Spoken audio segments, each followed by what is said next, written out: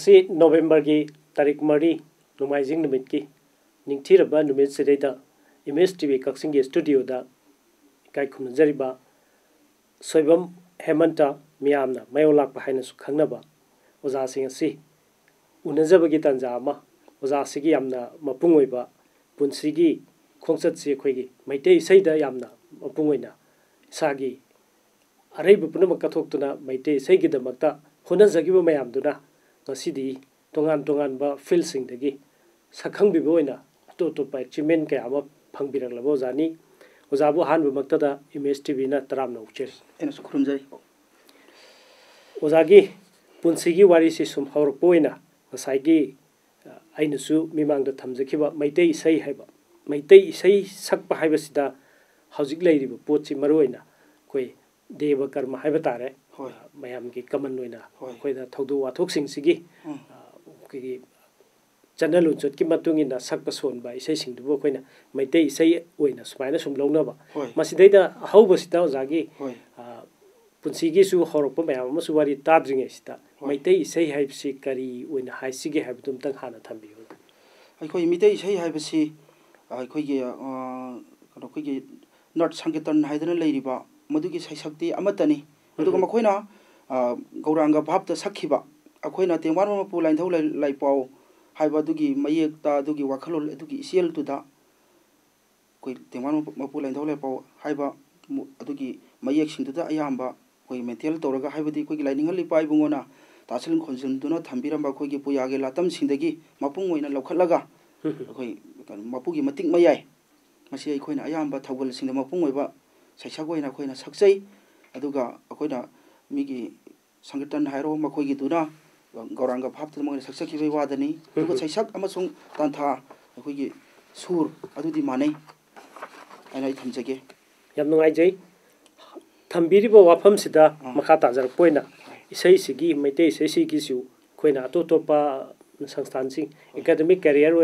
इसगी अखोगी classing हाइबतारे अखोइना general line the तमकान अखोइना matric pass तौरे BA pass तौरे MA पास तौरे हाइबन सिंग सुमाइना अदगी अखोगी गौरगी करिगी सैसक सिंग सिदा academy सिंग लिंग दना मदुगी मागी सर्टिफिकेट कोर्स न सिंग सुमाइना लाइबा स्टेज सिदा अखोइ मैते इसे स्टडी करम करम स्टेज द कमाइना मागी डिग्री से कमाइना एलो तौबा मदु सिंग दुना कदाइ बेउनो फंगबिरा हाइबदो त थंबियो होय अदो मिते इसेगी लमददी आई 3 years course I losenjare koigi college of music and performing art haiba nabol phujing chingmang da leba college adu da losenjare adu kan na sanketan gi maram da so ai diploma losenjare damai thamjage sumaina lakpiri basida amuka makha ta janingi sinang saigi na sankritan da su pot ama changsalure som da su 3 year degree course ama adagi ozagi biodata si yengjabada koi kongbada leiba institute sing dagi su sumaina som degree si tamuba mayam leire khangjeningi sinang saigi degree sing se magi sum institute amada so mo hanjalaga tamba amada sum hanjalaga tamboina tawribra natraga experience tan boina haitare natraga magi academic career se sum step step magi level am leidna ko sumaina koi si first year second year third year adagi MA sumaina sum lakpa sumaina koi maitei sei si ju masi academically koina tamge haiba matam dai si class kya adagi hauni kya da losalak pa yai ga haiba ki sumaina koi yamna academic oiba potsi leibibra madu changsan bra yamna phasaba wahangni ado hojik si koi gi masi koi gi hojik koi gi cultural Manipur cultural university su likhale ado na koi first year second year third year adagi MA BA haidana hojik leinabagi pota hojik sarkar na su miyeng sangpi dana hojik paikhat padi hojik mapung oina haure hanagi singdudi karigomba khoi gi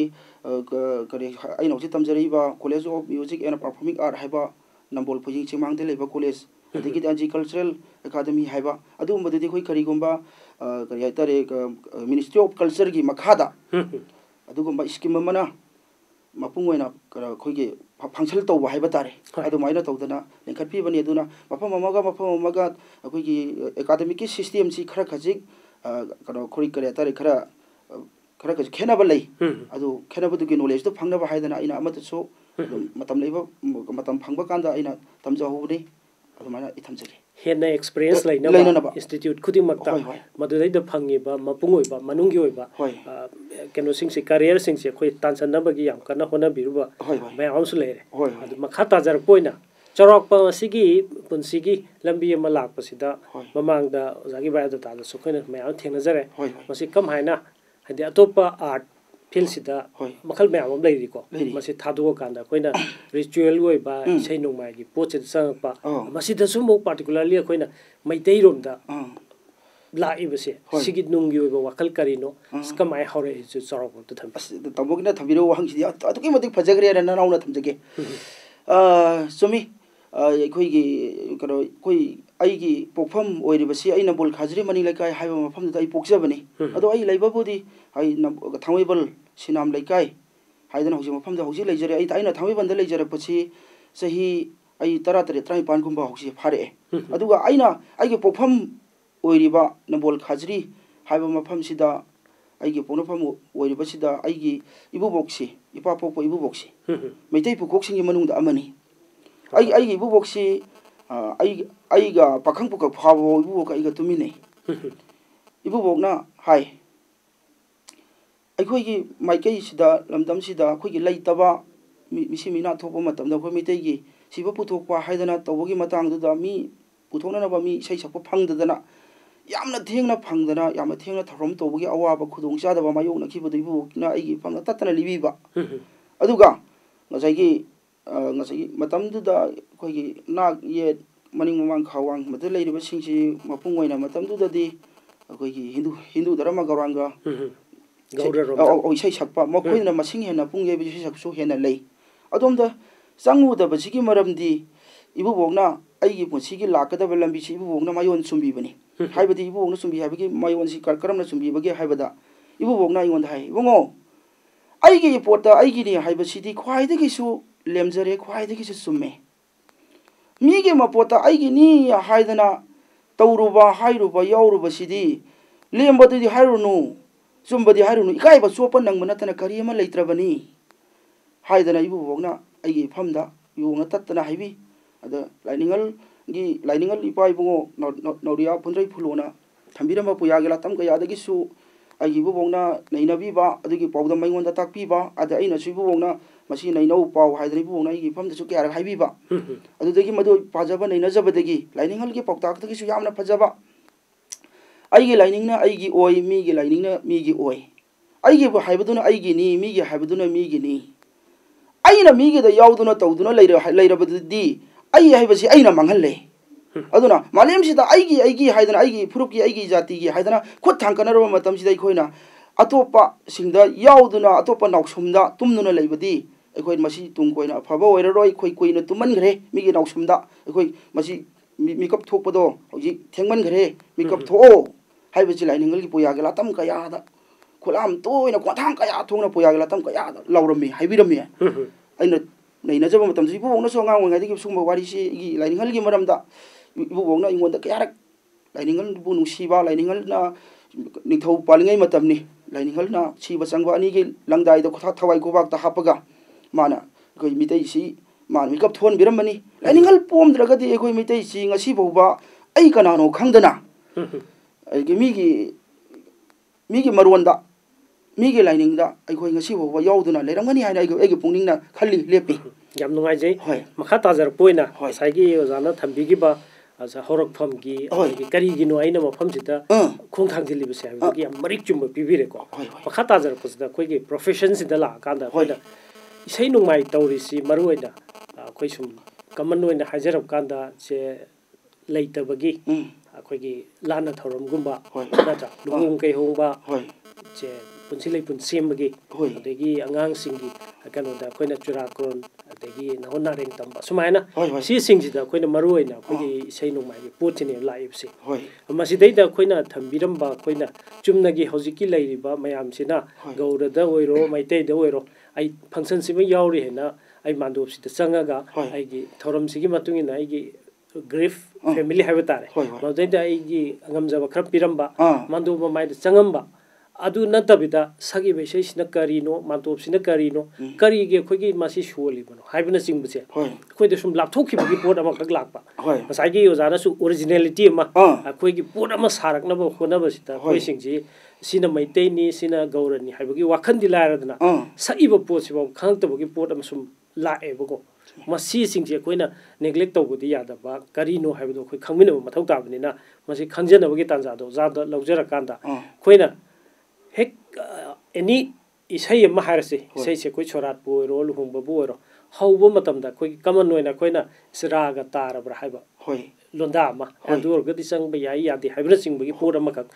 tajaripse masi akoigi sei singsigi stage haiba tare kadai degi hauni kari gino chang ba ya triba matamsina karam matamda babok singji changan gani kamai luishan ni haiba ki wari se tong chorok pum thambi hoi mi gi dana raga hai ai khoi gi dana ithil hai adura mi gi dana raga tab do khoi di ithil chathar ithil tab hai ko mi gi dana raga tab hai khoi ni ithil taba sumaina mai to no lei ado sagi ithil akhoi iwai inil thamoi gi puning da fork pa ithil emotional loi ba mapu bu ningjaba haijaba changjaba kauksinjaba adugi matam du dadi akhoi gi kado ki tare sanjabu katpa changba bu oiro phi katpa thaba bu oiro natraga hai lei katpa bu oiro madudi akhoi taunade mapu mabu puning da yamna chena thagon jaraga kauksinjaba matam oibnina adar mapu mana hek lengchandri bawbadi lengchandana haijana changjadana mapu du koksanjadana lengchandana phambanda nganthoi alle nganthoi bire hairo matam aduda akhoi gi raga taba haibodo mapu gi mating miyai sakpa hawdana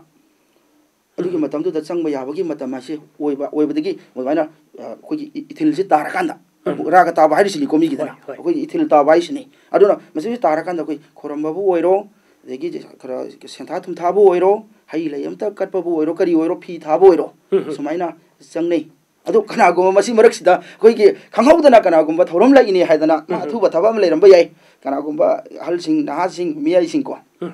hek changjala bu yawi matam jadana adu yaudabadi nati madu moisu khallu da ba tijallu da dagi thokti thokpani adu miyeng moisu kitang changa kanda wakhala dum tarakani adu dugumba kana gumba yaudabadi nati hojiki ozana thambiri ba pochina akoida chingchen jaba yabo famse koina sakka sun ge dori basi akoi gi taibong ma pusi koina kauksan jaraba taibong ma pusina mafam jida lengsal ba matungda koina magi mathau mangam mabu saksa sun jabda haugadoine asumaina koi haure haurakanda koina loisalak pasidadi kari kamaina akoi loisan adum sum khata akoi taibang mapu puna mapu sembi ba akoi na apok paina lowi akoi mi tholda moina mi thol tongan ton gare mapu mahakti malem gi senba malem da mafam sin thungna leikhre mafam malem mafam yam maram na magi maming sum maming tongan na maming mi thon yam na pi khre thon khre akoi gi laining ali pai bungona thambiram lamba akoi gi apuya gi latam ka yada mayek lana masal macha khaina mayek hakna mari lumna ibirami adudigi khangjaba ngami akoi miyoi bana taibang mapu mangonda karigomba thaba ma tawboiro adigi mapu mangonda haijaba changjaba nijaba afanungai pinabiu soida ngamdaba pinabiu tektangai kaidaba pinabiu pusinung sangan biu imung asida wana toire resian bata hanbiganu adigi palem pathong nganna kaina hanbiganu icha ino icha isu manung matam chadana khongte khongmang na hanbi ganu haidana mapu mangda haijabani changjabani nijabani yumba lo loiro kunai lo loiro digidi punsi mahing sida punsi gi sid mapu mangda haijaraga changjaraga aigodi pungning miyobi pungning shanti yabam su phangibani aduduna mapu mangda haijaba changjaba migi maronra pathana gaido adumaina loisalak mangda haijara changjaraga loisanbani matam simadi yam nugai jai tanja sida masagi akoi makha tarak pa yamna lakini marak sida saisak pa mo lebnina akoi hek hawrok pasida koina sagi bai saisi kari no karamba eni akoi gi surat ki bu hai akoi lana thoram bu hairasira natraga se luhung beung bagi haisira amma wajana mati makhatanga muk toraga mayam sida akoi kari no haibasi isei mati amtanga thambi hoi akoi taibang mapoksi yamna tangwa mapokni pongamna mapokni hainaribani adu hinglingai matamda mapu magi mafamda haijaba changjaba amati mapu magi mating mayai saithajaba adu sai adu aikoigi miyoibagi pusina खरा लैसलक्त्रिब मखैदी कोइगी मपु मंगोंदा हाइजब चंगजबसी खरा वाटपगुम मा ताइबंपानी चना लोलोइना खरा कोइगी करेतारि खरा अवाना ताराबा ना young नंगाबा अदगी मिसी मना इमुंग तोइसेला कांदा मपुसी हेने हेने निंगसिंगबगुम मम तोइ कोइ मिबगी औना चावर माने आइ सुम यिंगजब उजब आइना पुनिंग सुम लाक्सनजब तको अवै कनागुम्बा नहासिंग नदी खरादुम ngalingadi mapu mabu henna ningjabasi sonjabasi yaudi yauramba yai du खरादि तांगमगनि हाइना खनि अदुर मिबना सही खरा हेना लेछलाब्रा अना याउराबा सोलाबा नाराबा दिगिदि कोइगी अवाना तुरे चलाबा नत्रका मिसी मना हेना याउसलाबा मतमदा मपुसी हेना निंगजै अदुर ngagi पुंगलिंगसि मतमदुदा मपु मंगोंदा सक्सबगी मतेम खथंग फनी फनी नुंसिरबा ताइबंग मपुकनी आइबु करी ओइगनी सलिव पुनसिलम्बिनी मपुना सिन थापिबिबनी नुंसिरबा ताइबंग मपुकनी कुमजा कया खरिया अलमात मोइरगले हक्सां इउसेल हन्थारिया शामौ पांगल सोनथारिया नुंसिरबा ताइबंग मपुकनी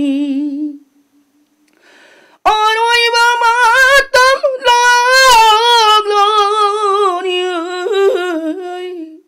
थावाय हक्सां काइनारानी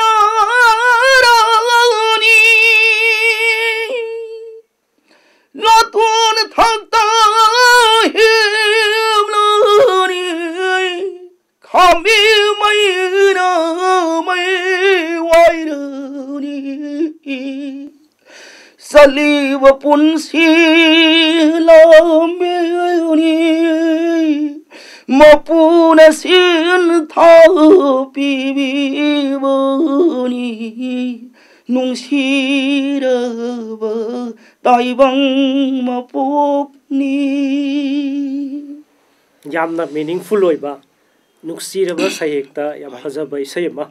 थंबीबा मियामगिसु हेन पुंगनिंग चिंचननिंगाइनी मखा ताजरपुसे ओजा मसाइगी खुइना हाइरिबा अखोइगी धर्म कर्मगा मरी लेनबा थबकसिंगसिमा हेक हौरकपा मतमदा खोइदा चंगिबसे हेक हौबदा मयामसिगु सिनबा लांगेबा अरांगफम हाइबा यामना चावबा थौदाग लौबा टीम अमा अदगी अखोइगी फंक्शन सिदैदा मरोइना पुंग यैबा लाकनी अदगी ओजा ओइ से सकपीबा सुमाइना लेइरिबा पोटसिदा अखोइगी मांदोपसी हौजिक्ति मांदोपसी अखोइगी लोनदना करी हाइबनो मदुबासु लेजरमनी अदु मरोइना सिगुम्बसी हौजिक्ति तोपा कम्युनिटी हॉल गुम्बा सुम लेगिबदगी मसिगी इंपोर्टेंस इस मांग पदों तौरिबको हानदि अखोइना मांदोप अमा हाइबसी मागी से युम्बी कया युंगनी कमाइन लेपकनी मायोन कमाइन लेगनी हाइबा यामना अखोइदा सिस्टेमेटिक ओइबा पोट अमा खक लेरमबसे मसिगी मतांगददि करी करी हाइबिनिंगे ओजाना खंबीबा खरा हाइदि निंगसंगबदा मयामदा कानागदबा खरा अमता थंबियो होय सुमी हौजिक्ति अखोइगी करिया मिसि यामखले लमदि मिदि यामखले लम यामखले लमदि पाक्थोरक्ति चौथोरक्ति हाइजरिबा अदुदुना मरम ओइरगा अखोइगी लेकाई लेरिबा अखोइगी कम्युनिटी हॉल पब्लिक हॉल अदुगुम्बदा थौरम थौदाची अदुम तौबसी हौजिक्ति मपुंग ओइना यामा तौनरे करिगी युम चिनमनि खंगदे सिगी सुमांग थेलोंग मखोइगी थौरम तौबा याबगी स्पेस मपुंग फाना फंगदबदगी अदुगुना मरम ओइरगा अदुमाइना पब्लिक हॉल कम्युनिटी हॉल अदुगुम्बा लेकाई संगलेन अदुगुम्बा द पांगथोकपसी यामना तौरे तो मिगी मरोंदना अखोइगी मामतोप हाय अखोइगी दना संगलेल हाय संगलेल सिना अखोइ क्रमाइना थौरम अमा तौबा तारगदी मपु मंगोंदा कौजरगा हाइजरगा मपु माबु लेंछलगा मंगोंदा मपु मंगोंदा हाइजबा चंगजबा मसु मपु मागी मतिंग माइबु सैथाजबा अदिगु लोइसलकपा मतम मपु मंगोंदा हाइजरगा लोइसनगदबा मरमनिना दम खाइबा अखोइना ꯈꯜꯂꯤꯕ ꯀꯩꯅꯣꯒꯤ ꯁꯪꯁꯤ ꯑꯩꯈꯣꯏꯅ ꯁꯪꯂꯦꯜ ꯍꯥꯏꯗꯅ ꯑꯩꯈꯣꯏꯅ ꯑꯗꯨꯃꯥꯏꯅ ꯇꯧꯅ ꯈꯪꯅꯩ ꯑꯗꯣ ꯁꯪꯁꯤ ꯉꯁꯥꯏꯒꯤ ꯑꯩꯈꯣꯏꯒꯤ ꯀꯝꯃꯨꯅꯤꯇꯤ ꯍꯣꯜ ꯄꯕ꯭ꯂꯤꯛ ꯍꯣꯜ ꯍꯥꯏꯗꯅ ꯁꯪꯂꯦꯜ ꯑꯩꯈꯣꯏ ꯁꯥꯔꯤꯕꯁꯤ ꯉꯁꯥꯏꯒꯤ ꯑꯩꯈꯣꯏꯒꯤ ꯁꯨꯃꯥꯡꯗ ꯁꯪꯂꯦꯟꯁꯤ ꯁꯥꯕ ꯇꯥꯔꯒꯗꯤ ꯃꯥꯒꯤ ꯌꯨꯡꯐꯝ ꯊꯣꯛꯄ ꯑꯩꯈꯣꯏꯒꯤ ꯌꯨꯝꯕꯤꯔꯦꯜ ꯑꯩꯈꯣꯏꯒꯤ ꯃꯤꯒꯤꯗꯅ ꯖꯇ꯭ꯔꯥ ꯍꯥꯏꯕꯁꯤ ꯑꯩꯈꯣꯏꯗ ꯌꯨꯝꯕꯤꯔꯦꯜ ꯍꯥꯏ ꯀꯣ ꯑꯗꯨꯃꯥꯏꯅ ꯇꯧꯗꯅ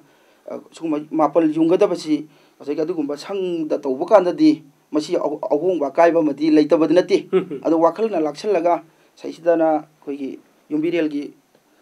ꯐꯝꯕꯥꯜ ꯑꯃ ꯁꯥꯖꯔꯒ ꯌꯥꯖꯔꯒ ꯉꯁꯥꯏꯒꯤ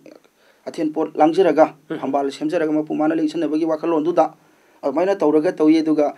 ꯀꯥꯖꯨꯝ ꯃꯔꯤ ꯑꯩꯈꯣꯏꯅ ꯊꯥꯔꯤꯕ ꯐꯛ ꯍꯥꯏꯗꯅ ꯊꯥꯔꯤꯕꯁꯤꯒꯤ ꯁꯨꯃꯥꯏꯅ ꯃꯥꯏꯀꯩ ꯃꯔꯤ ꯁꯦꯝꯖꯔꯒ ꯑꯍꯜꯅ ꯁꯣꯝꯗ ꯐꯝꯕ ꯑꯗꯒꯤꯗꯤ ꯈꯔ ꯆꯍꯤ ꯑꯍꯜꯗꯨꯒꯤ ꯃꯊꯪ ꯑꯣꯏꯕꯗꯨꯅ ꯁꯣꯝꯗ ꯐꯝꯕ ꯑꯗꯨꯒꯤ ꯃꯊꯪꯗꯨꯅ ꯑꯋꯥꯡꯂꯣꯝꯗ ꯐꯝꯕ ꯑꯗꯨꯒꯤꯗꯩ ꯈꯔ ꯑꯃꯨꯛ ꯅꯍꯥ ꯑꯣꯏꯗꯅ ꯃꯃꯥꯡꯂꯣꯝꯗ ꯐꯝꯕ ꯍꯥꯏꯗꯅ ꯑꯗꯨꯃꯥꯏꯅ ꯇꯧꯗꯅ ꯀꯌꯥꯠꯁꯤ ꯁꯨꯃꯥꯏꯅ ꯑꯍꯜꯁꯤꯡꯅ ꯌꯥꯠꯄꯤꯔꯒ ꯁꯨꯝ ꯄꯥꯡꯊꯣꯛꯄꯁꯤ ꯁꯨꯝ ꯆꯥꯅꯔꯛꯏ ꯃꯗꯨꯃꯅ ꯃꯔꯨꯑꯣꯏꯅ ꯑꯔꯥꯡꯕꯝꯁꯤꯡꯅ ꯍꯦꯛꯁꯤꯟꯕ ꯑꯁꯤꯟꯕ ꯑꯗꯣꯝꯗ ꯆꯠꯍꯜꯂꯁꯤ ꯑꯗꯨꯒ ꯍꯧꯖꯤꯛ ꯃꯈꯥ ꯇꯥꯖꯔꯛꯄꯗ ꯑꯃꯨꯛ ꯑꯣꯖꯥꯗꯒꯤ ꯈꯪꯅꯤꯡꯉꯤꯁꯤꯅ ꯉꯁꯥꯏꯒꯤ ꯑꯩꯈꯣꯏꯒꯤꯅ ꯁꯤ ꯄꯨꯡ ꯌꯩꯕ ꯑꯃꯗꯤ ꯌꯥꯎꯔꯅꯤ ꯁꯣꯏꯗꯅ ꯒꯧꯔꯒꯤ ꯇꯧꯕꯗꯨꯅ ꯑꯩꯈꯣꯏ ꯃꯣꯏꯕꯨꯡꯒꯨꯝꯕ ꯌꯥꯎꯔꯦ ꯀꯣ ꯑꯗꯨ ꯍꯥꯏꯔꯤꯕ ꯑꯩꯈꯣꯏꯒꯤ ꯐꯪꯁꯟꯁꯤ ꯑꯦꯅꯤ ꯀꯝꯃꯨꯅꯤꯇꯤ ꯍꯣꯜꯗ ꯑꯣꯏꯔꯣ ꯑꯃꯗ ꯑꯣꯏꯔꯣ ꯆꯪꯉꯛꯄ ꯃꯇꯝꯗ ꯑꯩꯈꯣꯏꯒꯤ ꯐꯤꯔꯦꯞꯁꯦ ꯁꯦꯕꯥ ꯇꯧꯕꯤꯒꯗꯧꯔꯤꯕ ꯃꯌꯥꯝꯁꯤꯒꯤ ꯐꯤꯔꯦꯞꯁꯤ ꯑꯩꯈꯣꯏꯅ ꯁꯨꯝ ꯌꯦꯡꯕꯗ ꯁꯥꯔꯀꯜ ꯑꯣꯏꯅ ꯍꯦꯛ ꯂꯦꯞꯄꯛꯄꯒꯤ ꯄꯣꯠ ꯑꯃ ꯃꯁꯤꯒꯨꯝꯕꯗꯗꯤ ꯃꯁꯤꯒꯤ ꯌꯥꯝꯅ ꯏꯝꯄꯣꯔꯇꯦꯟꯁ ꯑꯣꯏꯕ ꯁꯤꯒꯅꯤꯐꯤꯀꯦꯟꯁ ꯀꯔꯤ ꯀꯔꯤ ꯂꯩꯒꯦ ꯃꯁꯤ ꯀꯔꯤꯒꯤꯅꯣ ꯆꯥꯎꯔꯛꯄ ꯃꯁꯤꯒꯤ ꯅꯨꯡꯒꯤ ꯑꯣꯏꯕ ꯋꯥꯍꯟꯊꯣꯛ ꯂꯩꯔꯒꯗꯤ ꯃꯗꯨꯝ ꯁꯣꯝꯗ ꯊꯝꯕꯤꯕꯗ ꯃꯌꯥꯝ ꯀꯥꯟꯅꯅꯤ ꯈꯜꯂꯤ ꯃꯁꯤ ꯌꯥꯝꯅ ꯐꯖꯕ ꯋꯥꯍꯪ ꯇꯥꯃꯣꯅ ꯑꯩꯈꯣꯏꯒꯤ ꯐꯝ ꯊꯝꯕꯤ ꯌꯥꯝ ꯅꯨꯡꯉꯥꯏ ꯀꯔꯤ ꯍꯥꯏꯒꯗ꯭ꯔꯥ ꯑꯩꯈꯣꯏꯅ ꯍꯧꯖꯤꯛ ꯂꯦꯞꯄꯤꯕ ꯐꯤꯔꯦꯞꯁꯤ ꯑꯩꯈꯣꯏ ꯄꯨꯡ ꯌꯩꯕ ꯏꯁꯩ ꯁꯛꯄ ꯍꯥꯏꯗꯅ ꯂꯦꯞꯄꯤꯕꯒꯤ ꯐꯤꯔꯦꯞꯁꯤ ꯁꯨꯃꯥꯏꯅ ꯀꯣꯏꯁꯜꯂꯒ ꯂꯦꯞꯄꯒꯤ ꯃꯑꯣꯡꯗꯨꯅꯤ ꯇꯥꯃꯣꯅ ꯇꯥꯛꯄꯤꯔꯤꯁꯤ ꯑꯗꯣ ꯑꯩꯈꯣꯏꯅ ꯂꯦꯞꯄꯤꯕꯁꯤ ꯑꯩꯈꯣꯏꯒꯤ ꯏꯕꯨꯙꯧ ꯄꯥꯈꯪꯕꯒꯤ ꯄꯥꯐꯜꯒꯤ ꯃꯃꯩꯕꯨ ꯃꯌꯥꯅ ꯆꯤꯛꯄꯒꯤ ꯑꯗꯨꯒꯤ ꯃꯑꯣꯡꯗꯨꯗꯅꯤ ꯑꯩꯈꯣꯏꯅ ꯂꯦꯞꯄꯤꯕꯁꯤ ꯀꯣꯏꯁꯜꯂꯤꯕꯁꯤ ꯏꯕꯨꯙꯧ ꯄꯥꯈꯪꯕꯒꯤ ꯄꯥꯐꯜ ꯃꯥꯒꯤ ꯃꯃꯩꯕꯨ ꯃꯌꯥꯅ ꯆꯤꯛꯄꯒꯤ ꯃꯑꯣꯡꯗꯨꯅꯤ ꯑꯩꯈꯣꯏꯅ ꯂꯩꯖꯔꯤꯕꯁꯤ ꯌꯥꯝ ꯅꯨꯡꯉꯥꯏꯖꯩ ꯑꯗꯒꯤ ꯍꯧꯖꯤꯛ ꯑꯩꯈꯣꯏ ꯏꯁꯥꯁꯨ ꯏꯁꯩ ꯁꯛꯄ ꯑꯃ ꯑꯣꯏꯕꯤꯔꯦ ꯏꯁꯩ ꯁꯛꯄꯁꯤꯗ ꯑꯩꯈꯣꯏꯒꯤ ꯏꯁꯩꯁꯤ ꯁꯄꯣꯁ ꯑꯩꯈꯣꯏꯅ ꯃꯤ ꯏꯁꯩ ꯁꯛꯄꯁꯤ ꯃꯔꯤꯕꯨ ꯂꯦꯞꯄꯣ ꯅꯠꯇ꯭ꯔꯒ ꯑꯩꯈꯣꯏ ꯁꯝꯇꯥꯏꯝ ꯌꯥꯝꯅ ꯂꯦꯞꯄꯁꯨ ꯑꯗꯨꯝ ꯌꯥꯎꯏ ꯃꯣꯏꯁꯤꯒꯤ ꯐꯤꯒꯔꯗ ꯑꯩꯈꯣꯏꯅ ꯏꯁꯩ ꯍꯟꯕ ꯑꯗꯒꯤ ꯏꯁꯩ ꯗꯨꯍꯥꯔ ꯑꯗꯨꯗ ꯍꯥꯏꯕ ꯈꯔ ꯃꯁꯤꯒꯤ ꯇꯦꯛꯅꯤꯀꯦꯜꯂꯤ ꯑꯩꯈꯣꯏꯅ ꯍꯥꯏꯕ ꯍꯩꯇ꯭ꯔꯒꯁꯨ ꯈꯔ ꯄꯣꯖꯤꯁꯟ ꯈꯔꯗꯤ ꯂꯩꯔꯤꯅ ꯃꯈꯣꯏꯁꯤꯡꯁꯤꯒꯤ ꯔꯣꯜꯁꯤ ꯀꯔꯤꯅꯣ ꯀꯃꯥꯏꯅ ꯇꯧꯕꯅꯣ ꯑꯗꯨꯃꯒ ꯑꯃꯨꯛꯇꯒ ꯅꯤꯡꯁꯤꯡꯕꯤꯌꯨ ꯍꯣꯏ ꯃꯁꯤ ꯑꯩꯈꯣꯏꯒꯤ ꯏꯁꯩ ꯁꯛꯄꯁꯤ ꯏꯁꯩ ꯁꯛꯄ ꯑꯗꯨꯝ ꯍꯥꯏꯔꯦ ꯑꯗꯒꯤꯗꯤ ꯑꯇꯣꯞꯄ ꯃꯃꯤꯡ ꯑꯇꯣꯞꯄ ꯄꯨꯌꯥꯒꯤ ꯂꯥꯇꯝ ꯄꯨꯌꯥꯅꯁꯨ ꯌꯥꯝꯕꯅꯤꯅ ꯃꯥꯏ ꯃꯃꯤꯡ ꯇꯣꯉꯥꯟ ꯇꯣꯉꯥꯟꯅ ꯊꯣꯟꯕ ꯄꯤꯕꯁꯨ ꯂꯩ ꯑꯗꯨꯅ ꯑꯃꯨꯛ ꯇꯣꯉꯥꯟ ꯏꯁꯩ ꯁꯛꯄ ꯑꯁꯤ ꯃꯀꯣꯛ ꯆꯠꯇꯅ ꯃꯦꯟ ꯄꯥꯔꯠ ꯂꯧꯗꯅ ꯏꯁꯩꯒꯤ ꯂꯨꯆꯤꯡꯗꯅ ꯏꯁꯩꯗꯨꯅ ꯏꯁꯩ ꯁꯛꯄ ꯍꯥꯏ ꯑꯗꯒꯤꯗꯤ ꯃꯤꯒꯤ ꯃꯔꯣꯟꯗꯅ ꯗꯣꯍꯥꯔ ꯀꯥꯟꯅ ꯍꯥꯏꯔꯤꯕꯗ ꯑꯩꯈꯣꯏꯗꯤ ꯁꯩꯈꯨꯝꯕ ꯁꯩꯑꯣꯛꯄ ꯍꯥꯏꯀꯣ ꯑꯗꯣ ꯃꯁꯤ ꯑꯩꯈꯣꯏ ꯁꯨꯃꯥꯏꯅ ꯇꯧꯅ ꯍꯥꯏ ꯑꯗꯨꯒ ꯑꯩꯈꯣꯏꯒꯤ ꯄꯨꯡꯂꯩꯕꯁꯤꯅ ꯑꯩꯈꯣꯏꯒꯤ ꯋꯥꯡꯂꯦꯟ ꯄꯨꯡꯗꯤꯡꯕ ꯍꯥꯏꯕ ꯑꯗꯨꯅ ꯄꯨꯡ ꯌꯩꯔꯒ ꯑꯩꯈꯣꯏꯒꯤ ꯕꯣꯝꯕꯤ ꯂꯨꯋꯥꯎ ꯍꯥꯏꯕꯗꯨꯅ ꯇꯨꯡꯏꯜꯂꯒ ꯌꯩꯕꯅꯤ ꯍꯥꯏꯗꯅ ꯑꯩꯈꯣꯏꯒꯤ ꯂꯥꯏꯔꯤꯛꯁꯤꯡꯗꯒꯤ ꯑꯩꯅ ꯊꯦꯡꯅꯖꯕ ꯂꯩ ꯁꯤꯃ ꯑꯗꯨꯒ ꯑꯩꯈꯣꯏꯒꯤ ꯃꯁꯤ ꯁꯨꯅ ꯅꯠꯇꯕ ꯑꯩꯈꯣꯏ ꯂꯥꯏꯅꯤꯡꯉꯜ ꯏꯄꯥ ꯏꯕꯨꯡꯉꯣ ꯅꯥꯎꯔꯤꯌꯥ ꯄꯨꯟꯗ꯭ꯔꯩ ꯐꯨꯂꯣꯁꯤ ꯑꯩꯈꯣꯏ ꯃꯤꯇꯩꯒꯤꯗꯤ ꯄ꯭ꯔꯣꯐꯦꯠꯅꯤ ꯃꯤꯇꯩ ꯅꯦꯁꯟꯒꯤꯗꯃꯛꯇꯗꯤ ꯃꯥꯁꯤ ꯐꯥꯗꯔꯅꯤ ꯃꯥꯅ ꯊꯝꯕꯤꯔꯝꯕꯗꯗꯤ ꯑꯩꯈꯣꯏ ꯃꯤꯇꯩ ꯏꯁꯩ ꯁꯛꯄꯁꯤꯡꯁꯤ ꯑꯩꯈꯣꯏꯒꯤ ꯏꯁꯩ ꯁꯛꯂꯨꯞ ꯍꯥꯏ ꯏꯁꯩ ꯊꯧꯒꯜꯂꯨꯞ ꯍꯥꯏ ꯏꯁꯩ ꯊꯧꯒꯜꯂꯨꯞ ꯍꯥꯏꯕꯁꯤ ꯌꯥꯝꯅ ꯑꯩꯈꯣꯏꯒꯤ ꯂꯥꯏꯃꯛꯀ ꯄꯥꯡꯈꯛꯅꯤ ꯃꯇꯝꯗꯨꯒꯤ ꯑꯩꯈꯣꯏꯅ ꯂꯧꯔꯤꯕ ꯔꯣꯜꯁꯦ ꯁꯤꯅ ꯂꯥꯏꯅꯤꯡꯉꯜ ꯅꯥꯎꯔꯤꯌꯥ ꯐꯨꯂꯣꯟꯒꯤꯅ ꯊꯝꯕꯤꯔꯝꯕ ꯑꯩꯈꯣꯏꯒꯤ ꯄꯨꯌꯥꯒꯤ ꯂꯤꯛꯂꯝꯗꯨ ꯊꯤꯖꯔꯨꯕꯗꯗꯤ ꯑꯩꯈꯣꯏꯁꯤ ꯏꯁꯩ ꯁꯛꯂꯨꯞ ꯏꯁꯩ ꯊꯧꯒꯜꯂꯨꯞ ꯍꯥꯏꯗꯅ ꯑꯗꯨꯃꯥꯏꯅ ꯇꯧꯗꯅ ꯑꯗꯣ ꯃꯈꯣꯏꯁꯤꯅ ꯀꯔꯤꯅꯣ ꯍꯥꯏꯕ ꯃꯇꯝꯗ ꯁꯥꯔꯣꯏꯒ ꯉꯥꯔꯣꯏꯒ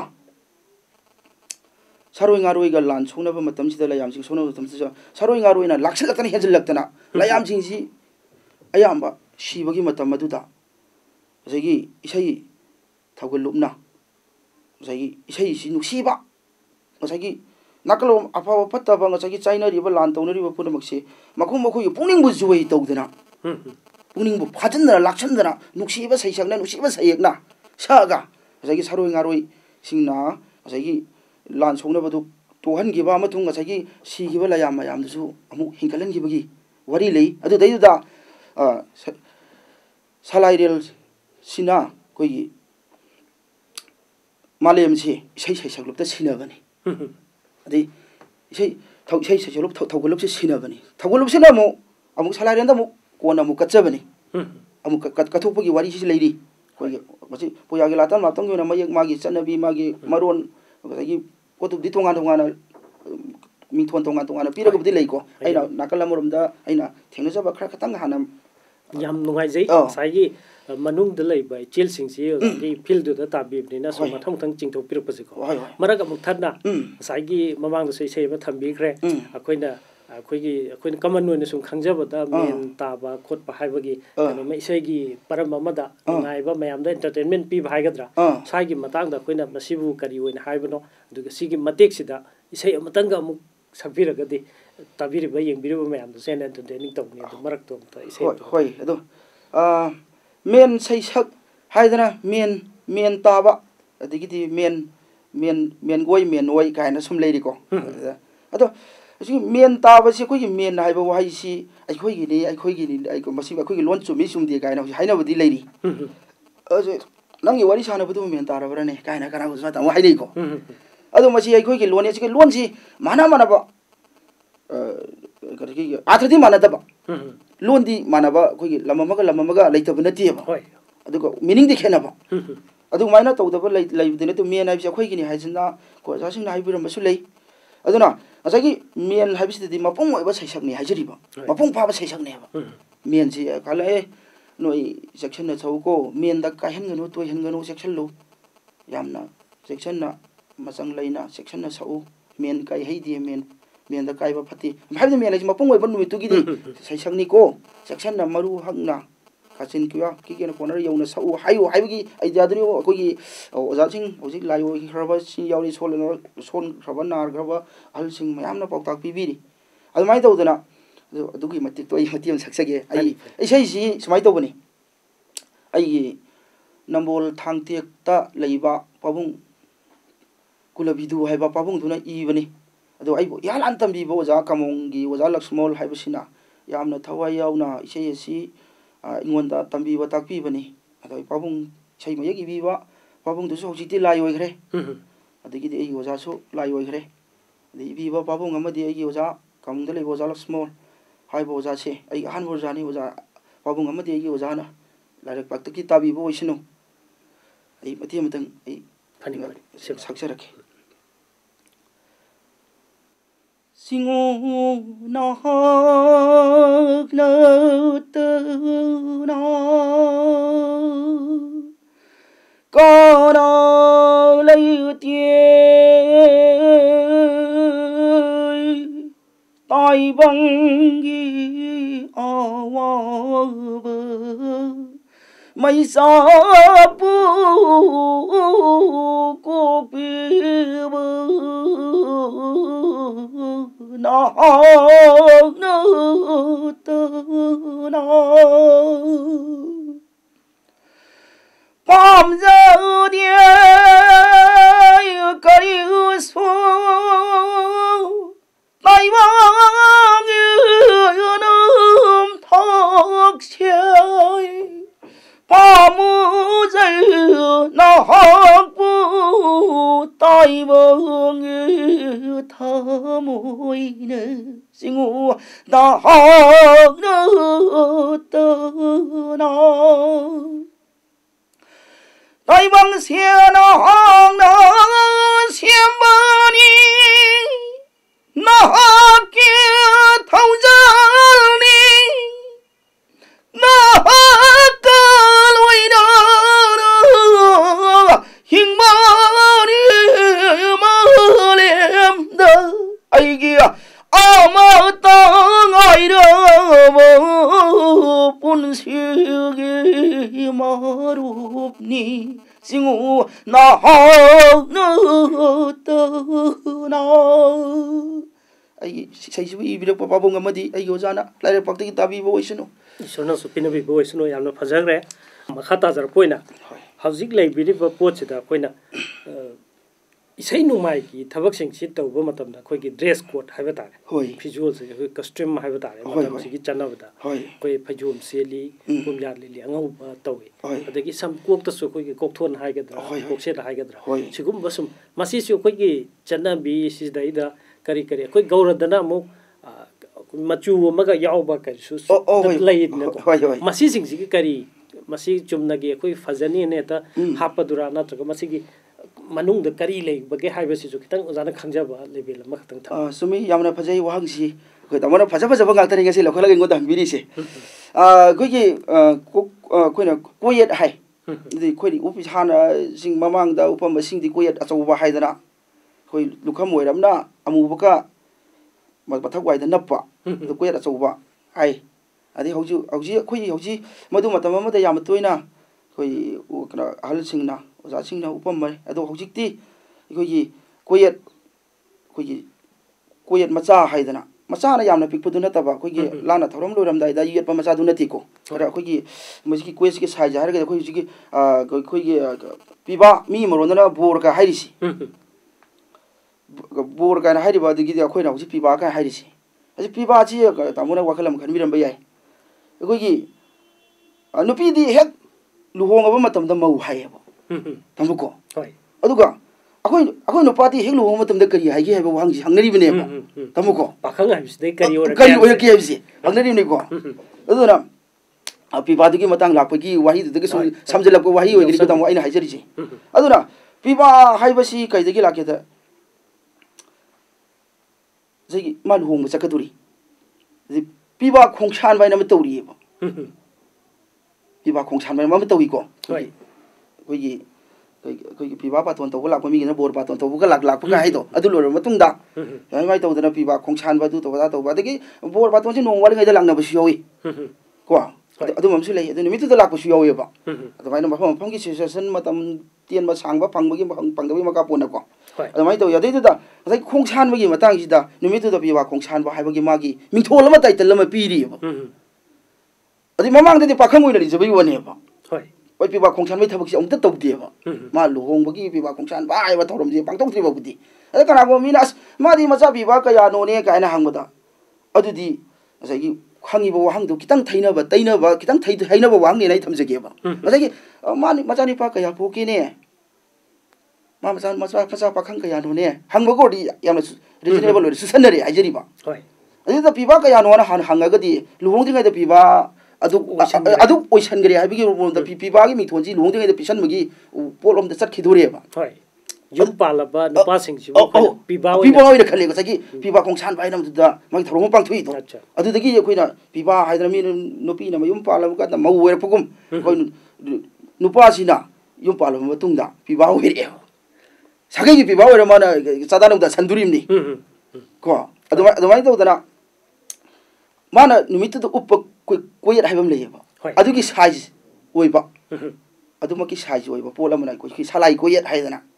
hoji ngi saki mamang da acho upas da lukam wairabna mathakta mu na padu nataba masi sina ko ki salai koyet haidana sina mapung oina hoji kandi ayam mafam da saju sanare to ki tonare adu hal sing na pungo masine hena sumi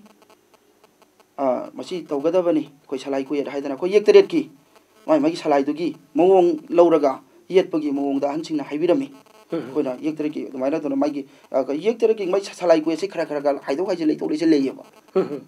maina to da na maina adu ki ko yet sai se to mai to na ye le to ka sai ko yet chau si ta se na da ko yet to ko na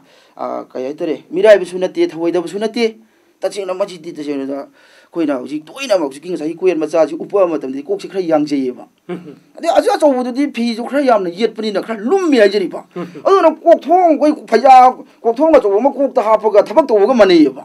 adu no ji di ma do ka ri ko ma ka toi na ma cha ji upa kan da sai gi upa ko to di ko si irum lum wai sin sin ma phaya chau ma kok thong na thabak to bu thong na ado dom sakre hoi hoi sigi pochi yamna phajabo pham ni masem su thambi da yam ngai jare hajik makha tarak pada ozagi ai biodata sing si sum nei na jabda art ki ko ge acting tawba film da ge to pa ko ge training si ma ma su yaur ba the achievement su ma le bigre ko india gi mapan gi tungan ba ma na recognition pi birak na jabu मागे citation पीबीबा Hoi. अदगी certificate पीबी prize पीबी मैम हम ले Hoi. सिगी मरक सिदसु यामना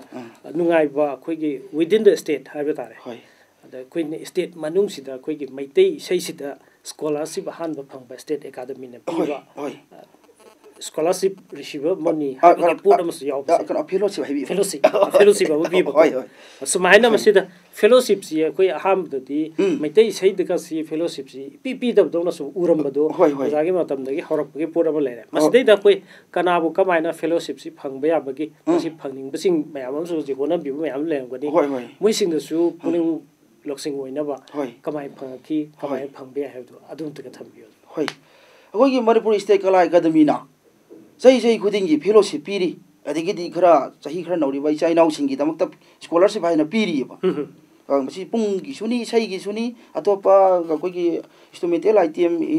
हिंदुस्तानी संगीत तौबा कांगू गिसु तबला थिनबा हारमोनियम कोइ गाबा पायलेन खोंबा इंस्ट्रूमेंटल आइटम लेरिबसिंग सिको अदु माइ माइगी अदगी लेरिबा ट्रेड मयाम सिगी आर्ट की हाइरो कोइ येक ला येक पै हाइरो अदुगुंबा मकल मकल लोइना सुना मकोइना स्कॉलरशिप पीरी फेलोशिप पीरी लेयुदा अंगजगी स्टेट की नेशनल की एशियन की अदगी इंटरनेशनल की आइना अवार्ड सिंग सी फंगनबगी आई मसी फंगनबगी मतंग खितंग हाइजरके आइना कोइ चेबाउ सिंग कोइ खबर का हाइबिरिबक चेबाउ सी सही आई याम तोइना आई नोय मनुंगदा संगाक संग मतम खबर सिंग पाना नबई कन होना जे होनाबद मधुगी मरी लेनबा अवार्ड की मरमदा हंगदब यावगदब तौगदब खोटगदब अदगी इंटरनेट तगी अदगी खंगबा याबा हजिते मयाम लेरे मधु मसीदा आइना रिसर्च तौई थी नैदा फंगका मधुग मरी लेनबा आई चे चांग डॉक्यूमेंट सिंग आइगी करेक्टर असुबो रगदी आइजु फंगबा याइना हाइबदगी माइ तौदना होनजबनी अदगी फेलोशिप सिगिसु आइना मसदा फंगजरबा अचीवमेंट कंट्रीब्यूशन मयाम सी आइगी बायोडाटा सी मखोइदा स्टेट मणिपुर स्टेट कला एकेडमी थाजले फॉर्म मेंशन तो मेंशन थाजले थाजलकांदा दगी मोगी इंटरव्यू फेलोशिप पिनबगी इंटरव्यू दो मतम मोइरक्तना माइ तौदना मतम मोइरपदि मोइना सुमाइ माइ तौदना दगी निमित्त दो तारे खोले हाय मतम चाना चतना खोतना आई यौजै यौरकांदा आइगी होनजरिबा तौजरिदो खैगी जुरी हाइबा तारे जुरी सिंदुना जज सिंदुना मणिपुर स्टेट कला एकेडमी मोगी जुरी सिंदुना कमिटी दुना आइगु रिकमेंड तौबिदना माइ तौदना मितै सही लमदा आइसी हान फेलोशिप फंगबाय दैना ओजे आइना मसी ना ताकपी बगे मखा पोना सागी लेबा अचीवमेंट सिंगसी अखोइगी कनोसिदगी होजिकी हाबिरिबा मनपुर स्टेट कला एकेडमी ना थादोक फॉर्म सिंगसिदा कोना फुलफिल तौर का मदु कोइ इंटरव्यू म फेस तौरनी इंटरव्यू दुदा आइगी परफॉर्मेंस सिंगसी ना आई मोइ वांग पाउ इसाइदा नते इसाइजु सानगनी वांग पाउ कया तौगनी मरेदुदा मखोइना अपा म पाउखुमदु आइना पिबुदुदा खरा खजि यावरो माले अदुदा मोइना नुसिबिदना पेनबिदना अचुम्बा सिंगदुना युमफम मोइरगा मागो इंगोंदा मोन पिबु यारिना मोइना हनसिंगना मोइ कमिटी दुना आइबो रिकमेंड तौबिबजानी नतना फिलिंग इसाई सुम सकपचे कमिटी तुगी कनो सिंगसिजु कनो अखोइगी भाबा ओइबा यावबजानी आइनोदि खंगुद्रबा मोइजु कनानो करिनो मोइसि करोके सर्वे रिपोर्ट अमा चटपजानी ग्राउंड रियलिटी अमा मोइ थिरी सेक्रेटरी ओइबा सर्वे रिपोर्ट अमा चटपजानी अदो कोनदि खंगप यावी मदुदसु मार्किंग अमदि सोइद्र लैरने दुदा मोइना कोना हारप यावी अस नंग फेलोशिप नंग फंगनी फंद्रिङाइदा हारपसियावी फंगा मतुंग दना कोइना रिकमेंड तौबनी के हाइना फंगा मतुंग हारपसियावी मसिना ताकपदि इसागे होनजबा लमदुदा यामना हेना ममुत ताना संजनबगी तगाइ फदब म लै होय होय अदुना मैतै सै तौबिरबा मयामसि फेलोशिप फंगबीगे हारगदि सागे होनबिबा लोइना लोइना डॉक्यूमेंटेशन अमा सेम अमा चांगे मरम जे आइना तौजरुबा मयामदु रेकॉर्ड लाइत्रगदि मदुसु मो कानादबा ओइदो सुमिसि अदु हौजि अदगी अदुमसु लेरे अदैदो आइना खितंग सप्लीमेंट तौजनिंग सिगी मतंगदा करी लौगेबो कोइगी लाइनिंगली पाइबुंगोना थंबिरम पुयासे माना डिस्कवर तोरमन माना डिस्कवर तोरमन लारिस मा थंबम पुयागे मयेक्सि यावदि मति कोइगी मरु हकपा माइथोंग यामबा आत्र तोंगान तोंगान तुम इसेर तोंगान तोंगान पुबु याबा अदुगुम लाइनिंगली मयेक्सि आइदि यामना लाइनिंगली मयेक्सि आइदि यामना पामजै यामना थवाइ तानासु थवाइ हक्सांग यावना लाइनिंगनबु सोइ आई 100% आई रिगार्ड तोइ हौजिक ओना थंबिरिबा मतंग चाना कैनोमत खंजनिंग बसे सागी ममांग दसु पनबिरे Leninhan sina Lucing Purel sina Tambiram lyrics sing sida koina Maming Kangba yaba lyrics sigi identity haibata Kari Haraga di magi se koina Puya Hairo Puya sida Kari Puya Hena Kanga gani magi Tongan ba Mamingo Putile oh lay akoigi aigi waring aigi waring sidi akoi kari hagadra akoigi mitei khunaida achauba akoigi message piba pautak piba tumduna leiba pungning hogalo onana nausumdu migi nausumdu tumduna leire aikoigi nausumda tumaji aigi achengba imado koi masa khangasi aigi achengba aina khangasi aigi laining aina khangasi aigi ronda aina sufulasi aigi leita bodi hoi karino kaino aladra karadra bogdra sikhadra jendra yudidra kaino kaino karida krisandra karida yaurasi aigi leina akoigi su lambi si lei lei au akoi si da chalur si au leina akoi migi da yawa haibadudi modudi onare puya puya si ziki hybris sima khaktara anate yamre maming karam anya thang ko adigidi karo tingman sung leithau leipau adigidi sakok thirian adigidi sakok hilen thile la mailon pukok puya al maru evel lari yamra poni hanna thamamba lari chi lari tarani pani halna atien matam da laining hanna thambira masi laining hal chi khoi gidi thoibdagi thoiraba thoilen thoiba laining hal mi gi morong na shiri adu kaina title piri chi agoi di shiri do 100% ni hiding e khoi laining hal chi madi koi kano je kano Gauranga Mahaprabhu na mana Gauranga gi Hindu dharma santopudi magi man matungda mana lising na thogal toraga tobane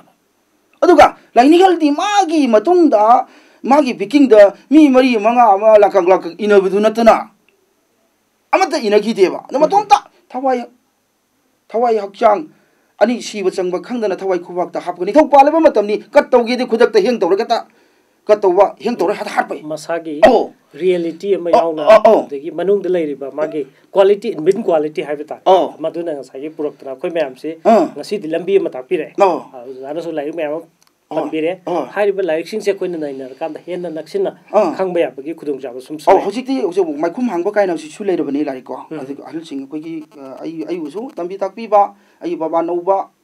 samuro de leiba degidi si karo samuro gi koi gi yumnam hoidrom adu leiba baba tomchau na ai busu tambi takpi bani babung oina tambi takpi badi yamgre aina loksan mana aigi hafam patra sina pik pa moina hijilakpana yamani na pathoga mangdabana ti amna hapkrabane ngono moina hapi ji ado aigi patra na pik pa ahal jing aigi babung nouba samuro degi baba aigi legi aga hoji kano to yumnam hoidom na leiri baba tomchau makoina hoji maikhum hangba larik phongdana tawrisi masida larik lining larik ayam chi cover toy sumaina larik trai pan larik mayam akoi da hoji research tawge tamsan ge harga su larik mayam am leire hariba larik sing se zan su refer tawbire hena khangning ba tambining ba sing do hariba larik sing sigi steps ye koina illa kan da hena khang su yarani makha ta jar ko sida sagi ozagi lifestyle tawak iba mayam sida sum ai tawsari sing che ado ai si asingba mangal hena phangak posidi kamai dong na ko jige lining hal na thambiramba puya ge latam sing degi isai mayak sa ayam ba i lakhalaga sakchei adu degi di lining ai bu tambi bo ja amadi apura kono lining hal thaujan degi ai ge tambi bo ja gi thaujan degi puna bo sembi ba creator roi ba sembi ba apok ko ma ge thaujan degi ai sumaga mana mathum award ka ya amadi mite sege lamda i halan ba fellowship phangjaba haibase lining hal ge thaujal apok bo sembi ba apok ko mapu ma ge thaujal ai oja ge thaujal degi phangba sungam jabani sumaina la iba kenos da zagi punsi gi lambi steida yamna maru oiba khoi yam naksana ba khoi gi sana mahi fambalon gi matang ma music direction pi ba sana singer oiba pot ma ma kitak thingna jabda masida khoina sagi takpiri ba utpiri ba pot sidadi sana mahi yumdong sina sagi ahan bo ne phangbire ishor gi thujan dagi haibada ibudo pakhang bathore ibudo pakhang bana akoi lepak projam yam seme yumdana sumaina akoi gi ibudo sana mahi haibata re sina akoi ningthau wedana lehoba sigumbagi matang ama yam phajana sagalakpa masidaida sei yauna tawba pura ma ujare sigi pots deida akoina imung sida leiriba ibdong sina kanano aduga ibdong pakhang sina karino haibsi jagwena ritually sakpa sonbada so mayam yarongani masigi charapom ta kitang thambi masi yamna masi ngasi ki tielo matam si mapung phana haibadi mapung phana de phangoi ana aina khali adubu kitang aina samtang na subchatna kitang haijige agogi laning tho sana mahi jigidi ibudau pakhang ba haibasidi nunglo lama palo lama mapangi agoina kogi phengwa ma sagatjaba ya karo ithilama weba mali sima nunglo laiba ma sana mahi chu aingonda yauri pakhang bu chu aingonda yauri sana mahi jira igi thawai ni aduga pakhang badi karino madu ba thawak pangthoiba loksing do aigi mod oina pijerbani ko aigi mod oina pijerbani aduga sana mahi na aigi thawai ni aduga madi arapada sulaibani anakpada sulaibani po sawo pikpa maning ni wahik monu haidana laiba tin kang laiba punamak natraga kogi mana masing haipa laipa natraga napi singbi hori singchi sanami yawbugi ma hingine ba sanami yawdudi ma jo akang bai du oidrimne jarang sai takpi ba lonjina jiba khudimak sigi thawai pan basi sanami ni akogi sanami sidi ataki mati kogi philosophy yang wangi malem punamak na yana ba poni haina I thamsigi sanami sidi akoina sanami yaje bai wani ba mapu amakak tune ba aduna mana aksang nung da mairik amoy ne yobi bai tamo su sumaina lebiri ni ai sumaina ni makha sathrak poina isana paibi ba instrument haiba tare haji koina gortan lama gortan haiba tare masi gortan se khogi maitai lon da kari haige do adu su le mani masi potsida kari no magi mari pale ba khingi ba mangon da thoi ba sound sigi importance sei sakba moina kari ne lobi hoi ado ai koina uji mu koina gortan na ta mona uji haibiri ba akoi di gortan ji mi ge ko rei de moi khutni ta ne tak thaba ko rei de khut ai ni kuna paira ga tak thaba khing bu tan hai ne ba ko mi maro ne ba akoi gi di tariya sengphang na de ge kana ko mara akoi ga kana aking sen su dum hai ba yowi ko ato tariya sengphang hai ba ne hena kumaina akoi hai sanai hai ju hai ga da bani na thamjadingi ai gi pungning gi oina hai badi tariya sengphang hai si kari de tariya sengphang na hai gi bano thon gi bano hai badi ai ko ji yek teret palami yek teret hosi ju oiri yek teret gi ni thom loi palami yek teret sigi ni thau sing sigi mai magi koliba mai magi palibal leipak si khoi mite leipak kang leipak si sida ju ni thau teret palami mangang luang khumala ngom moirang khawa salang sangti mai aduna mai magi manam palib iya sigi sen sanarami ba sen jamata manati amata mong marin mong opis do oiro chaw do machu do oiro amta manaram dia ba edu da asagi yek tare sidigi mai magi karo ko sigi kano singsi sen singsi khomjala yek tare khomjala tare sid ju machu khra phaja ba khallaga adu da haiba punjalaga saba sautu saba ko tare tu punjan dana adu chu senjai na mayai hena phajaba masak phajaba mayai leiba ai tare adu ma khon phajaba mayai leiba adu mu collection toro khoma mu hairaga ko adu no haiba adu san adu tare sen phang tare tu no yek tare lorena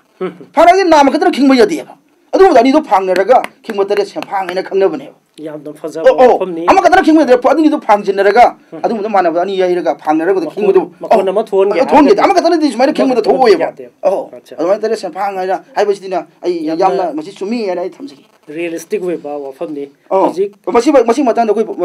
ai bu si sembi ba ai bu su tambi takpiri bani hoji si akoi gi ai si bisarat lo sanena ba hone jari ai gi kong de lei ba ai gi pabung yomnam suren ai gi pabung sina ai bu si lamjing lamtak piri ai gi su ipa su oiri ai gi waja ju oiri puna man pabung gi advice yaudana ai thaba ka mata hoji ai masa mo ro pabung tanarami asa o ro pabung tanarami matun su tanagani no pabung sina ai si krai da sui gi da gi na haina ai gi e kana hang masa ma koina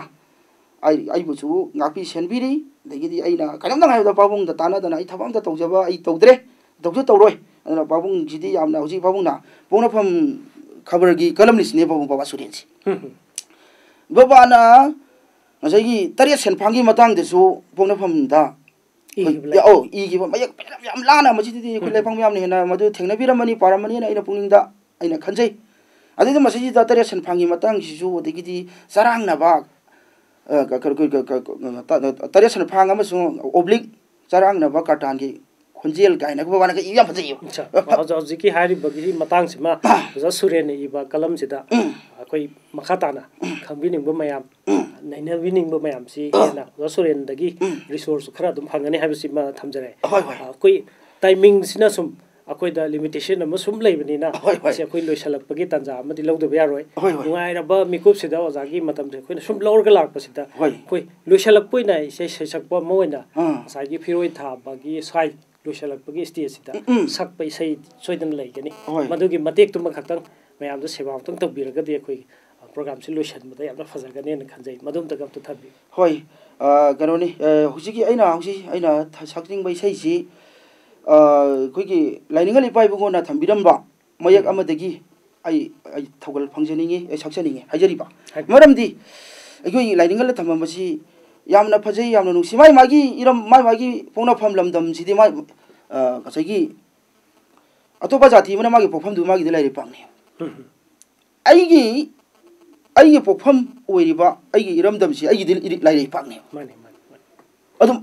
ꯑꯗꯨꯅ ꯃꯁꯤꯗꯤ ꯑꯗꯨ ꯂꯥꯏꯅꯤꯡꯉꯜꯒꯤ ꯌꯥꯝꯅ ethics ꯌꯥꯝꯅ ꯋꯥꯡꯕ ꯃꯌꯦꯛ ꯃꯇꯦꯛ ꯑꯃꯇꯪ ꯑꯩ ꯇꯥꯟꯖꯥ ꯂꯧꯖꯔꯒ ꯑꯩ ꯇꯧꯖꯒꯦ ꯏꯄꯥ ꯏꯄꯨ ꯍꯧꯐꯝꯕꯨ ꯉꯁꯤ ꯅꯧꯅ ꯅꯤꯡꯁꯤꯡꯖꯩ ꯅꯤꯡꯁꯤꯡꯂꯛꯄ ꯃꯇꯝꯗ ꯄꯨꯛꯅꯤꯡ ꯌꯥꯝꯅ ꯅꯨꯡꯁꯤꯖꯩ ꯏꯄꯥ ꯏꯄꯨ ꯍꯧꯐꯝꯕꯨ ꯉꯁꯤ ꯅꯧꯅ ꯅꯤꯡꯁꯤꯡꯖꯩ ꯂꯝꯗꯝꯒꯤꯗꯤ ꯑꯊꯣꯏꯕ ꯃꯤꯇꯩ ꯂꯩꯄꯥꯛ ꯀꯧꯕꯅꯤ ꯂꯦꯝꯅ ꯏꯃꯥ ꯏꯄꯥꯅꯤ ꯁꯣꯏꯗꯕꯅꯤ ꯍꯥꯏꯖꯒꯦ ꯏꯄꯥ ꯏꯄꯨ ꯍꯧꯐꯝꯕꯨ ꯉꯁꯤ ꯅꯧꯅ ꯅꯤꯡꯁꯤꯡꯖꯩ ꯑꯣꯟꯊꯣꯛꯅꯁꯨ ꯄꯨꯛꯅꯤꯡ ꯍꯨꯏ ꯑꯋꯥꯡ ꯃꯥꯏꯀꯩ ꯄꯥꯡꯕꯗꯣ ꯁꯅꯥ ꯆꯤꯡꯗꯤ ꯀꯧꯕ꯭ꯔꯨꯅ ꯆꯤꯡꯂꯦꯟ ꯂꯣꯏꯅ ꯉꯥꯟꯕꯗꯣ ꯁꯦꯛꯃꯥꯏ ꯑꯋꯥꯡ ꯂꯝꯗꯝꯗꯣ ꯍꯥꯏꯅꯔꯤꯕ ꯃꯐꯝꯅꯤ ꯉꯧꯔꯣꯛꯀꯤ ꯂꯥꯏꯐꯝꯗꯤ ꯄꯥꯡꯒꯜꯕꯒꯤ ꯍꯧꯐꯝꯅꯤ ꯏꯄꯥ ꯏꯄꯨ ꯍꯧꯐꯝꯕꯨ ꯉꯁꯤ ꯅꯧꯅ ꯅꯤꯡꯁꯤꯡꯖꯩ ꯌꯥꯝ ꯐꯖꯕ ꯈꯣꯟꯐꯝꯗ ꯅꯨꯡꯁꯤꯔꯕ ꯏꯁꯩ ꯑꯃꯁꯨ ꯊꯝꯕꯤꯔꯦ ꯑꯔꯣꯏꯕ ꯑꯣꯏꯅ ꯋꯥꯍꯪ ꯑꯃꯈꯛꯇꯪ ꯍꯧꯖꯤꯛ ꯁꯃꯥꯖꯁꯤꯒꯤ ꯕꯪ ꯁꯥꯔꯤꯕ ꯍꯥꯏꯕ ꯇꯥꯔꯦ ꯑꯩꯈꯣꯏꯁꯤ ꯍꯧꯖꯤꯛ ꯑꯃꯣꯡꯗ ꯃꯩꯇꯩ ꯀꯝꯃꯨꯅꯤꯇꯤ ꯑꯃꯣꯡꯗ ꯃꯅꯤꯄꯨꯔꯤ ꯍꯥꯏꯕ ꯇꯥꯔꯦ ꯑꯩꯈꯣꯏꯁꯤꯗ ꯒꯧꯔ ꯍꯥꯏꯕ ꯑꯃ ꯑꯗꯒꯤ ꯃꯩꯇꯩ ꯍꯥꯏꯕ ꯑꯃꯒꯤ ꯂꯥꯏꯟ ꯑꯃꯈꯛ ꯇꯞꯅ ꯇꯞꯅ ꯁꯨꯝ ꯆꯤꯡꯉꯛꯄꯁꯤꯅ ꯉꯁꯤꯗꯤ ꯐꯪꯁꯟ ꯈꯨꯗꯤꯡꯃꯛꯁꯤꯗ ꯑꯩꯒꯤ ꯃꯥꯒꯤ ꯍꯥꯏꯕꯒꯤ ꯇꯣꯉꯥꯟꯅ ꯂꯥꯛꯄ ꯌꯥꯕꯒꯤ ꯄꯣꯠ ꯑꯃꯈꯛꯇꯤ ꯁꯨꯝ ꯃꯃꯤ ꯇꯥꯔꯛꯄꯗꯧꯅ ꯁꯦ ꯃꯩꯇꯩꯒꯤ ꯒ꯭ꯔꯨꯞꯅ ꯏꯁꯩ ꯁꯛꯄꯗꯨꯗ ꯃꯩꯇꯩꯒꯤ ꯄꯨꯡ ꯌꯩꯕꯤꯌꯨ ꯍꯥꯏꯕ ꯒꯧꯔꯒꯤ ꯏꯁꯩ ꯁꯛꯄꯅ ꯇꯧꯕꯗ ꯒꯧꯔꯒꯤ ꯄꯨꯡ ꯌꯩꯕꯤꯌꯨ ꯍꯥꯏꯕ ꯁꯨꯃꯥꯏꯅ ꯁꯣꯁꯤꯌꯦꯜ ꯀ꯭ꯂꯥꯁ ꯑꯃꯈꯛ ꯈꯤꯇꯪ ꯃꯩ ꯑꯃꯈꯛ ꯏꯃꯣꯁꯅꯦꯜꯂꯤ ꯐꯤꯜ ꯇꯧꯕꯗꯤ ꯅꯠꯇꯕ ꯁꯤꯆꯨꯋꯦꯁꯟꯅ ꯌꯥꯗꯗꯅ ꯆꯤꯡꯉꯛꯄꯒꯤ ꯃꯃꯤ ꯑꯃꯈꯛ ꯎꯔꯤ ꯃꯁꯤ ꯃꯇꯥꯡꯁꯤꯗꯗꯤ ꯍꯧꯖꯤꯛꯇꯤ ꯒ꯭ꯂꯣꯕꯦꯂꯥꯏꯁ ꯇꯧꯕ ꯌꯨꯅꯤꯐꯤꯀꯦꯁꯟꯒꯤ ꯆꯥꯎꯔꯕ ꯄ꯭ꯔꯤꯊꯤꯕꯤꯁꯦ ꯑꯩꯈꯣꯏ ꯑꯦज ꯑꯦ ꯐꯦꯃꯤꯂꯤ ꯎꯅꯔꯛꯄꯒꯤ ꯇꯥꯏꯃꯤꯡ ꯑꯃꯅꯤ ꯃꯁꯤꯗ ꯀꯔꯤ ꯑꯣꯖꯥꯗ ꯀꯔꯤ ꯐꯥꯎꯒꯦ ꯃꯗꯨꯝꯇꯪꯒ ꯊꯝꯕꯤꯔꯛꯎ ꯆꯨꯝꯃꯤ ꯑꯩꯈꯣꯏꯒꯤ ꯀꯩꯅꯣ ꯉꯁꯥꯏꯒꯤ ꯑꯩꯅꯁꯨ ꯀꯩꯅꯣ ꯃꯣꯏꯒꯤ ꯍꯤꯟꯗꯨꯒꯤ ꯏꯁꯩ ꯐꯥꯏ ꯍꯥꯏꯗꯅ ꯍꯤꯟꯗꯨꯒꯤ ꯂꯥꯟꯅ ꯊꯧꯔꯝ ꯍꯤꯟꯗꯨꯒꯤ ꯁꯣꯔꯥꯠꯇꯨꯁꯨ ꯍꯦꯛ ꯌꯥꯎꯁꯜꯂꯨꯕ ꯑꯗꯒꯤꯗꯤ ꯑꯩꯒꯤꯗꯁꯨ ꯑꯩꯅ ꯍꯦꯛ ꯇꯧꯕ ꯑꯗꯒꯤꯗꯤ ꯃꯤꯒꯤꯗꯁꯨ ꯑꯩ ꯄꯨꯡ ꯌꯩ ꯑꯩ ꯍꯦꯛ ꯍꯥꯏꯕꯤꯒꯦ ꯍꯥꯏꯕꯗꯤ ꯑꯇꯣꯞꯄ ꯍꯤꯟꯗꯨꯒꯤꯗ ꯍꯦꯛ ꯌꯥꯎꯁꯜꯂꯨꯕꯗꯨꯗꯤ ꯑꯩꯃꯛꯀꯤ ꯑꯣꯏꯅꯗꯤ ꯃꯗꯨꯗꯤ ꯑꯩꯗꯤ ꯄꯥꯝꯖꯗꯦ ꯍꯥꯏꯕꯗꯤ ꯏꯁꯥꯒꯤ ꯃꯔꯀꯥꯁꯤꯡꯗꯤ ꯏꯁꯥꯅ ꯉꯥꯡꯍꯟꯅꯤꯡꯉꯤ ꯍꯥꯏꯖꯔꯤꯕ ꯌꯥꯝ ꯐꯖꯕ ꯋꯥꯐꯝꯅꯤ ꯑꯣꯖꯥꯒꯤ ꯑꯣꯏꯕ ꯅꯨꯡꯒꯤ ꯋꯥꯈꯜꯅꯤ ꯉꯁꯤ ꯊꯝꯕꯤꯔꯤꯕꯁꯤ ꯑꯩꯈꯣꯏꯅ ꯏꯃꯦꯖ ꯇꯤꯚꯤꯅ ꯑꯃꯨꯛ ꯊꯝꯖꯔꯤꯕ ꯋꯥꯐꯝꯗꯤ ꯃꯁꯤ ꯑꯦज ꯑꯦ ꯍꯣꯜ ꯑꯩꯈꯣꯏꯅ ꯌꯦꯡꯖꯕ ꯃꯇꯝꯗ ꯁꯃꯥꯖꯒꯤ ꯑꯣꯏꯕ ꯄꯣꯠꯅꯤ ꯃꯁꯤ ꯄꯥꯔꯇꯤꯀꯨꯂꯔꯂꯤ ꯃꯩꯇꯩꯒꯤ ꯒꯧꯔꯒꯤ ꯁꯨꯃꯥꯏꯅ ꯑꯩꯈꯣꯏꯅ ꯀ꯭ꯂꯥꯁꯤꯐꯤꯀꯦꯁꯟ ꯇꯧꯖꯕꯒꯤ ꯋꯥꯐꯝ ꯅꯠꯇꯦ ꯁꯨꯃꯥꯏꯅ ꯌꯥꯝꯅ ꯏꯁꯥꯒꯤ ꯆꯤꯜꯂꯤꯕ ꯃꯇꯝ ꯑꯃ ꯀꯥꯏꯊꯣꯛꯄꯤꯗꯨꯅ ꯉꯁꯤ ꯏꯃꯦꯖꯒꯤ ꯑꯊꯣꯡꯗ ꯂꯦꯞꯄꯤꯗꯨꯅ ꯃꯃꯜ ꯌꯥꯝꯂꯕ ꯋꯥꯔꯤ ꯃꯌꯥꯝ ꯑꯃ ꯈꯟꯅ ꯅꯩꯅꯕ ꯑꯃꯗꯤ ꯄꯥꯎꯇꯥꯛ ꯀꯌꯥ ꯑꯃ ꯊꯝꯕꯤꯔꯝꯕꯁꯤꯗ ꯑꯩꯈꯣꯏꯅ ꯏꯃꯦꯖ ꯇꯤꯚꯤꯒꯤ ꯃꯥꯏꯀꯩꯗꯒꯤ ꯑꯃꯨꯛꯀ ꯍꯟꯅ